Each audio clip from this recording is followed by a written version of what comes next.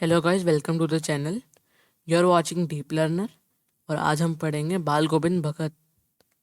तो शुरू करते हैं। बाल गोविंद भगत लगभग 60 वर्ष के एक मंझोले कद के आदमी थे और गोरा चिट्टे आदमी थे।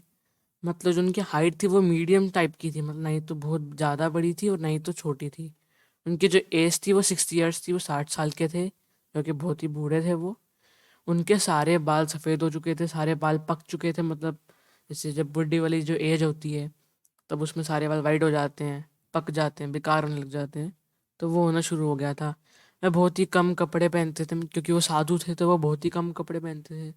एक लंगोटी, कमर से सिर्फ एक लंगोटी, और सिर में कपड़बंदियों के जैसे कनपट्टी टोपी, एक टोपी टाइप कुछ पहन लेते थे। बस जाड़ों में एक काली कमली ऊपर से ओढ़ लेते थे। उनके मस्तक पर हमेशा एक रामनंदी चंदन का टीका लगा रहता था। एक जो टीका होता है ना, चंदन का टीका, वो लगा रहता था।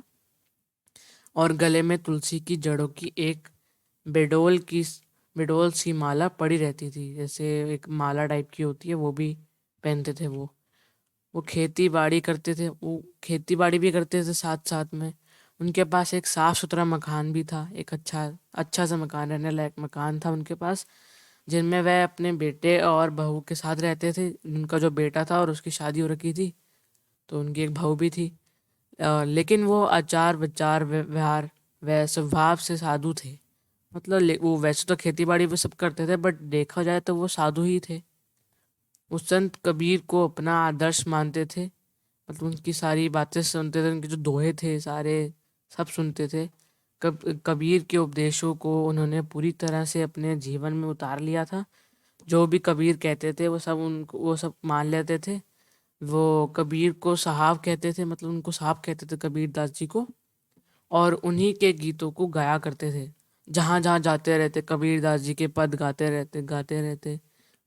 और उनकी आवाज़ बहुत ही मधुर भी थी। वो कभी झूठ नहीं बोलते थे, हमेशा सच की राह पे चलते थे। वह सबसे खरा व्यवहार रहते थे। दो टूक बात कहने में संकोच नहीं करते थे, लेकिन किसी से खामखा झगड़ा मोल भी नहीं लेते थे। मतलब जैसे मुंह पे बोल देते ना आदमी की, इसने उसने उसके बारे में ऐसे ही बोल दिया, बट फिर भी वो लड़ाई नहीं करते थे, वो बोल भी देते थे। तो किसी से लड़ाई नहीं करी उन्होंने आज तक। किसी की चीज़ को कभी नहीं छूते थे, मतलब किसी की चीज़ को छूना ही नहीं उन्होंने। और ना ही बिना पूछे व्यवहार में लाते। ना ही तो किसी की और चीज़ को ऐसे छू लेते, ना ही तो किसी को बुलाते थे।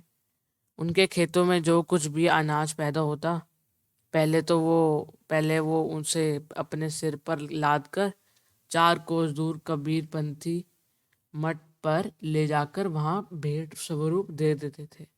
मतलब जो जितनी भी खेती बाड़ी करते थे उसको अपने सिर पे लेकर बांधते थे, और 2 कोस दूर, बहुत दूर जाकर, 2 कोस दूर जाकर उसको दान कर देते थे। उसके बाद कबीरपंथी मठ से उन्हें प्रसाद स्वरूप जो भी अनाज व पास मिलता उसे घर लाते और उसी से अपना गुजर बसर करते थे। मतलब जहाँ पे वो भेंट करने जाते थे ना, तो वहाँ से प्रसाद भी मिलता था। तो वो प्रसाद को घर लाते थे और इसी से अपना भोजन करते थे, उसी को अपना भोजन मान के खा लेते थे। और औरतों का जो कहते हैं बड़ा ही मनमोहक आश्चर्य होता था जब आसमान बादलों से घिरा रहता था और ठंडी ठंडी हवाएं चल रही होती थी। ऐसे में भगत के गीतों के मधुर स्वर कान में पड़ते थे। मतलब वो गाते इतना अच्छे थे जब ऐसे मौसम इतना बढ़िया हो रखा था, ठंडी ठंडी हवाएं चल रही होती थी, तो उनके जो मधुर स्वर थे, यहाँ पे लिखा है कि उनके जो मधुर स्वर थे वो कान में आते थे।